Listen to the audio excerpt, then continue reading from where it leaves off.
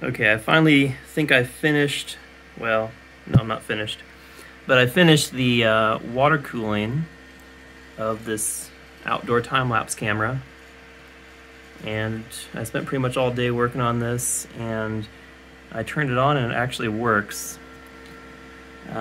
So the liquid cooling goes through the thermoelectric cooler, which is back there, through the water block on the processor, out to this pump reservoir, and then back around to circulate.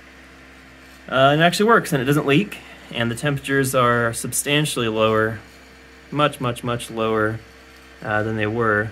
It's not super hot yet, but I think there's enough headroom that it's going to actually work. Hopefully when it gets warmer out. So tomorrow I'll have it hopefully in direct sunlight and see how it does in direct sunlight. And if that doesn't work, then I think I'm giving up because I've taken this probably too far.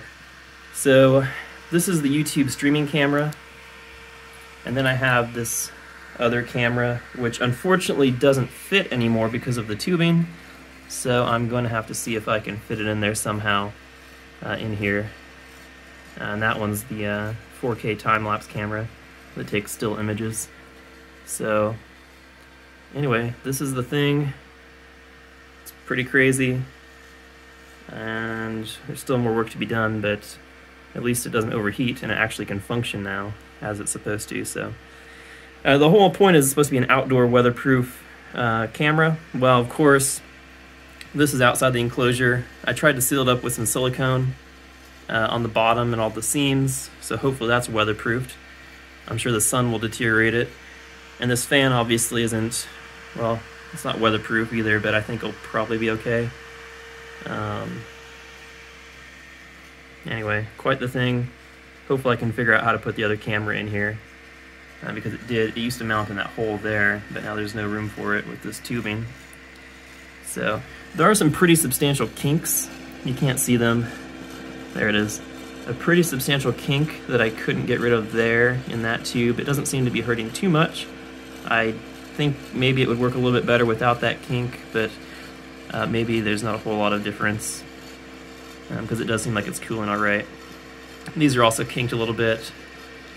It doesn't look great, but it's about the best I could do. I had to use a hairdryer to try to warm it up, and that helped a little bit to shape it somewhat.